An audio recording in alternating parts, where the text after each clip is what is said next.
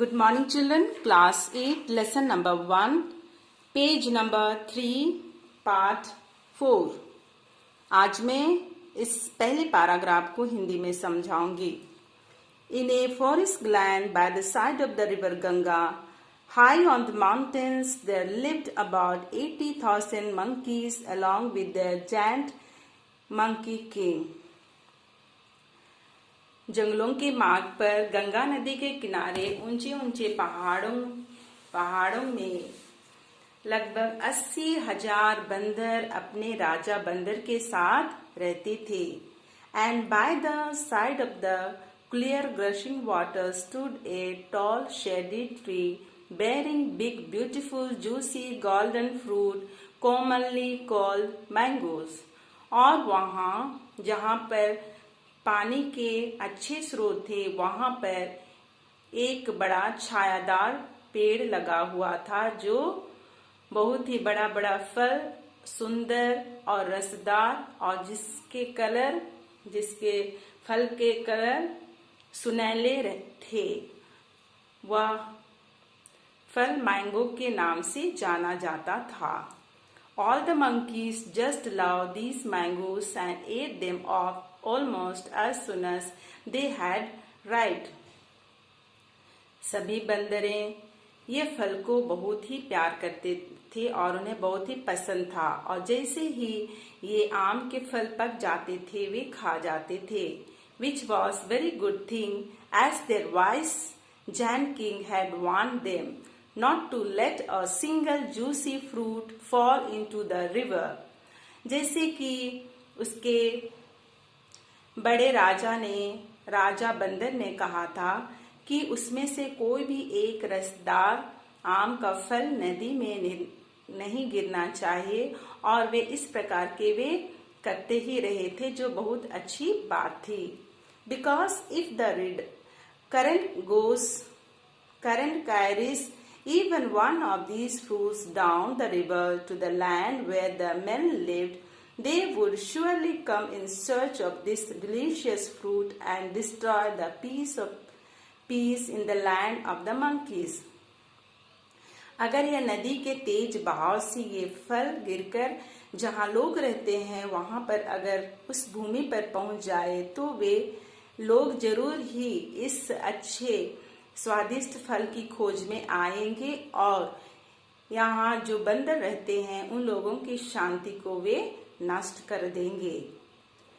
It is so happened that a branch of this tree hung low over the river and a mango that was hidden behind an ant's nest ripened and fell off without anyone's knowledge. और ऐसे होता है कि उसमें से एक शाखा जो नदी की ओर नीचे झुली हुई थी उसमें एक चींटी का घोंसला था जिसके पीछे आम फला था और वो आम और पका हुआ था. और एक दिन ऐसे होता है कि वह आम किसी के जानकारी के बिना गिर जाता है. It was taken down south by the rapid flow of the river and reached the city of Banaras. और वह दक्षिण के बनारस सिटी तक ये नदी के तेज बहाव से बनारस सिटी तक ये पहुंच जाता है. One fine morning when King Brahmadatta of Banaras was bathing in the river between two nuns, a couple of fishermen found a bright golden fruit caught in the mess. और एक दिन ऐसे होता है कि सुबह जब बनारस के राजा ब्रह्मदत्ता नदी में नहा रहे थे और वे दो जालों के बीच जहाँ लगी हुई थी दो जालें लगी हुई थी उनके बीच वे नहा रहे थे तब दो मछुआरे ने इस चमकीले रसदार सुनहले रंग के फल को उन्हें मिल गया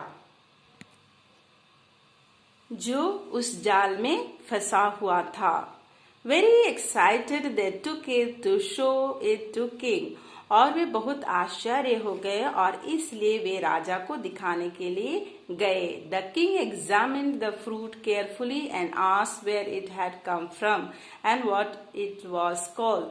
और राजा ने उसकी जांच की कि ये फल कहाँ से आया है और इसका क्या नाम है. The fisherman did not know much about it but guessed that it must have flowed down the river from the valleys of the far-flung Himalayas. और ये मछुआरों को बहुत ज़्यादा इसके बारे में जानकारी नहीं थी, लेकिन उन्होंने अंदाज़ा लगाया कि यह फल हिमालय की घाटियों से होकर नदियों से बहते हुए यहाँ तक पहुँच गई होगी. He then asked them to cut the mango and tasted its slice. और तब उसने मैंगो को काटा और उस मैंगो को चखा. It was simply delicious. और यह बहुत ही अच्छा था, यह बहुत ही स्वादिष्ट था. He shared the rest of it with his ministers and queen who loved its divine favor. और उसने अपने मंत्रियों को और रानी को भी दिया. उन्होंने भी इस फल का स्वाद टेस्ट किया और उन्हें भी बहुत ही अच्छा लगा. A few days passed, but the king could not get this exotic fruit out of his mind. बहुत दिन बीत गए, लेकिन भी राजा के मन से ये जो विदेशी फल था उसका स्वाद उसके मन से नहीं जा रहा था. He could not work, rest or sleep for want of some more.